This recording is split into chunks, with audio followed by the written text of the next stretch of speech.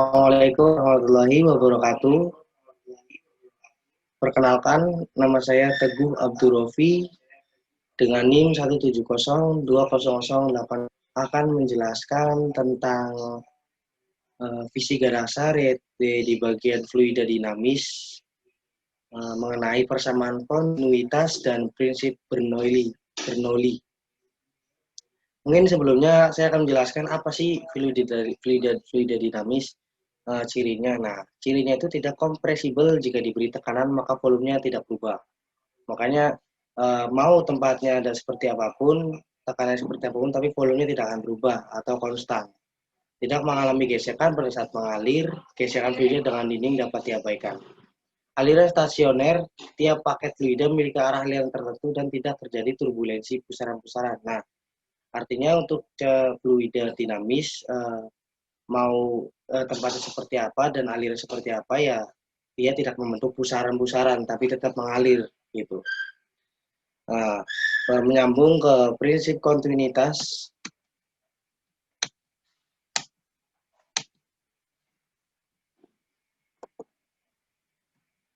Nah, prinsip atau persamaan kontinuitas atau dengan rumus A1 kali V1 sama dengan A2 kali V2. Ini maksudnya apa? Artinya A itu kita sama kita bisa artikan A itu tempat, suatu tempat. Suatu tempat dari aliran fluida tersebut. Nah, dikalikan V1, V itu volume airnya atau debit airnya. Nah, kenapa sama dengan A2 kali V2? Karena emang di situ ada perbedaan pajan atau perbedaan tempat aliran fluid itu tersebut, ya kan? Luasnya jadi berbeda. Yang tadinya gede, ya kan, yang tadinya gede terjadi pengecilan dari pipa tersebut. Nah, makanya ini salah satu contoh untuk soal luas fisika dasar, yaitu ada penampungan air dari lantai 20 menuju ke lantai dasar. Itu masuk ke prinsip Bernoulli. Kita sebelum ke prinsip Bernoulli, kita bahas persamaan kontinuitas dulu. Ini logikanya ke A1 kali V1, misalnya A1-nya itu tempatnya berapa senti, misalnya 10 senti, terus kan volumenya berapa liter, terusan bakalan sama dengan A2 kali V2 itu sama saja, artinya konstan, tetap aliran airnya sama, cuma perbedaannya cuma di tempat atau luas dari tempat aliran tersebut. Kita geser ke prinsip Bernoulli. Prinsip Bernoulli itu ada yang namanya rumus P tambah rho gravitasi terusan ketinggian. Nah, yang kita singgung tadi masalah tadi di lantai 20 tempat penampungan air di lantai 20 menuju lantai dasar ini juga masuk ke prinsip Bernoulli. Oh ya, tadi sebelumnya prinsip Bernoulli itu ada bagian-bagian juga, ada ciri-ciri juga, yaitu teorema Torricelli termasuknya untuk kasus di UAS fisika dasar.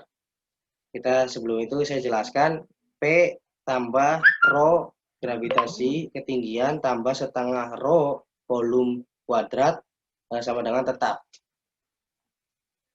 Kita ilustrasikan terhadap gambar pipa yang di screen ini.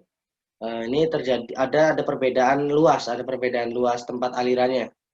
Nah, yang V2 ini lebih besar, yang kecil, yang A1 ini lebih kecil.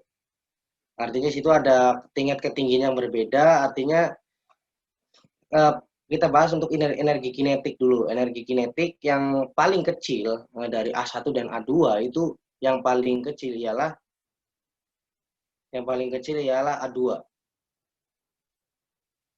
Karena semakin besar, ini semakin banyak menampung dari air tersebut. Tapi untuk yang A1 energi kinetiknya besar.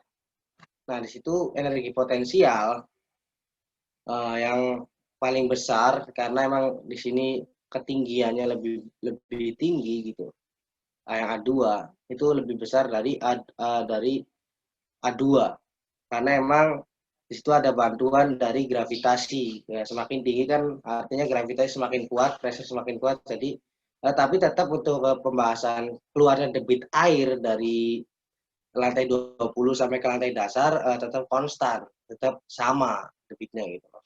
Nggak ada perubahan, misalnya perubahan dari keluarnya air itu nggak ada perubahan, tetap waktunya segitu, berapa second per detiknya tetap sama, cuma perbedaannya di tempat aliran airnya saja.